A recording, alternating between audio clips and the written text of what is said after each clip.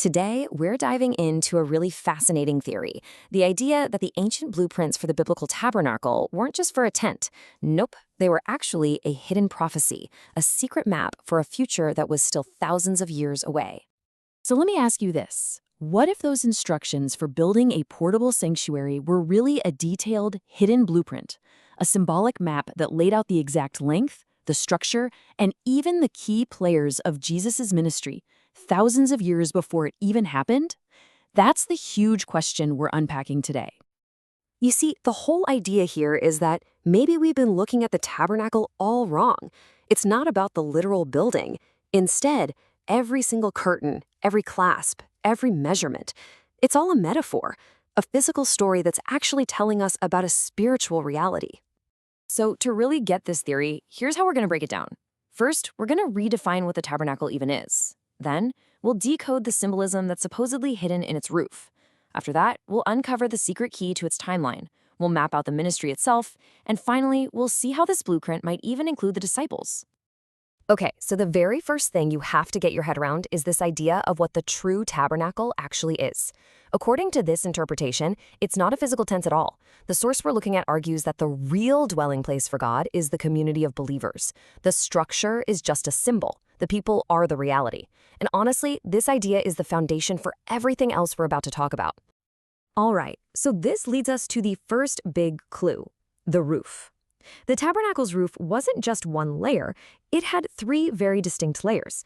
And according to this theory, each of those layers represents a different, very specific ministry. And the symbolism here is, it's incredibly specific. You've got the rough, protective outer layer of animal skin. That's supposed to be John the Baptist's rugged, prophetic ministry. Then there's the middle layer, a tent made of goat hair, which symbolizes the first 2 years of Jesus' work as a teaching rabbi. And finally, that beautiful, ornate inner layer, that represents his final 2 years, when he fully revealed himself as the Messiah. So how in the world do you get a timeline from a bunch of curtains? Well, this brings us to the most crucial key in this entire theory, the idea that a unit of physical length can also be used to measure time. Now a cubit, we've all heard the term, right? It's a simple, ancient unit of length used for measurements all throughout the Bible. But this whole theory hangs on one single radical question. What if it means more than just distance? And this right here is the secret decoder ring. The source argues that when Jesus asked in the Gospels, "Who of you by worrying can add a single cubit to his lifespan?" it wasn't just some casual metaphor. The idea is that he was intentionally revealing that a cubit can also be used to measure time, giving us the very key we need to unlock the tabernacle's hidden timeline. So when you take this cubit as time principle and apply it to the tabernacle's dimensions, you get a calculation that leads to a very specific and, a pretty controversial length for Jesus' ministry as the Messiah. Okay, this is where it gets a little mathematical, so let's just walk through it. First, you calculate the total area of those innermost messianic curtains. That comes to 1,420 square cubits. The theory then says to treat this area as a total amount of time. To turn that into years, you divide it by the number of days in a lunar year, which is 355. And get this, when you divide 1,420 by 355, the answer isn't 3.8 or 4.1, it's exactly 4. And that leads to the conclusion of a 4-year ministry, which, as you might know, challenges the more common view of 3.5 years. And it's not just about that one calculation. The source points to what it calls corroborating evidence, like the parable of the barren fig tree. Remember that story? A fruitless tree is given one final 4th year to produce fruit before it gets cut down. The author argues that's a direct parallel to a 4-year ministry. But believe it or not, this symbolic blueprint gets even more detailed. It isn't just a timeline. According to the source, the physical parts of the tabernacle also map out Jesus' followers and the actual places where they lived.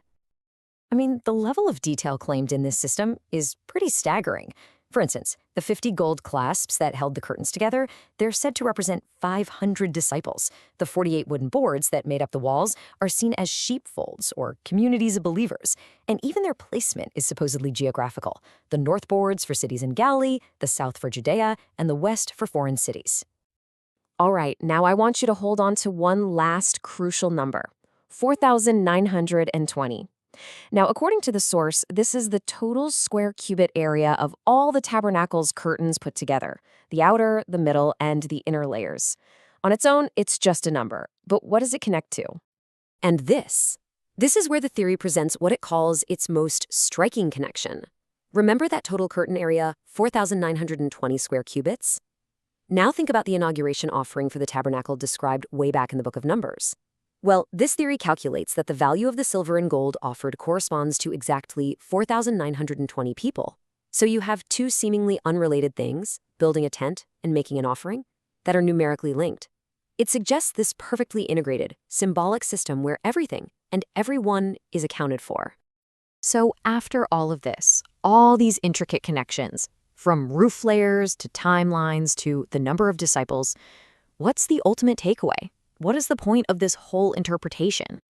Well, it all comes down to this one central theme. This entire elaborate metaphor is designed to make one point, that the true temple was never really made of curtains and boards. It's a living, breathing community of people. The physical structure was always just a shadow of the spiritual reality. And so, that leaves us with a pretty compelling question, doesn't it? Could an ancient architectural plan truly hold a detailed prophecy of the future? A hidden blueprint just waiting there for centuries to be decoded? What do you think?